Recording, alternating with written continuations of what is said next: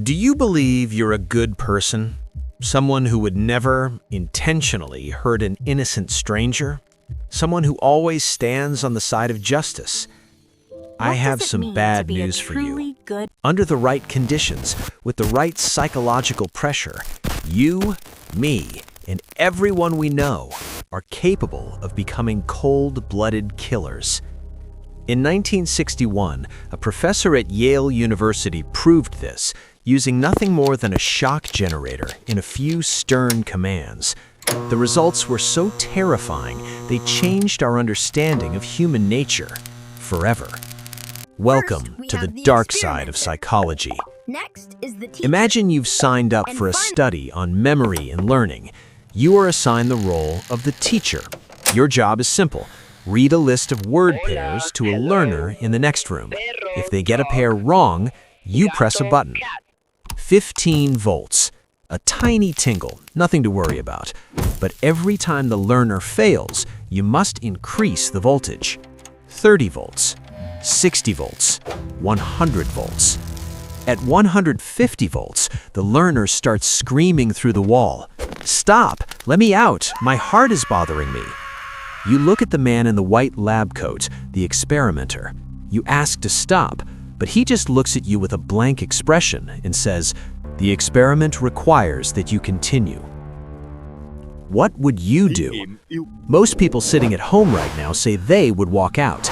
They say they would never hurt a crying man for a simple memory test. But the reality in that Yale lab was a real-life horror movie. Stanley Milgram found that 65% of participants, ordinary people with families and jobs, went all the way to the maximum, 450 volts. That is a lethal dose of electricity. They did this while the man in the other room went from screaming to begging to total, haunting silence. Why? Why didn't they just leave? The answer lies in a psychological shift called the Agentic State. When we are in this state, we stop seeing ourselves as independent moral agents.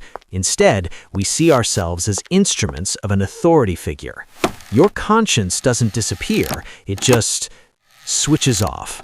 You stop feeling responsible for your actions. You tell yourself, "I'm just doing my job," or "It's his responsibility, not mine." This is how horrific regimes are built, not by a population of monsters, but by millions of good people who have entered the agentic state. They outsource their morality to someone in a suit, a uniform, or a lab coat. But there's a second, more sinister trick at play here. It's called the foot-in-the-door technique. Milgram didn't ask people to deliver a lethal shock immediately. He started with 15 volts. It was small, it was harmless, it felt like nothing. This is how evil actually enters your life, one tiny step at a time. Once you agree to a small wrong, your brain tries to stay consistent. If 15 volts was okay, why wouldn't 30 be? If 30 was fine, what's wrong with 45? By the time you realize you're doing something monstrous, you've already justified the previous 10 steps. The trap has already snapped shut. You aren't just following orders anymore. You are defending your own previous choices.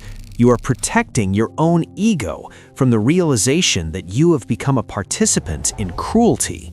The Milgram Experiment wasn't just a moment in history. It's happening right now.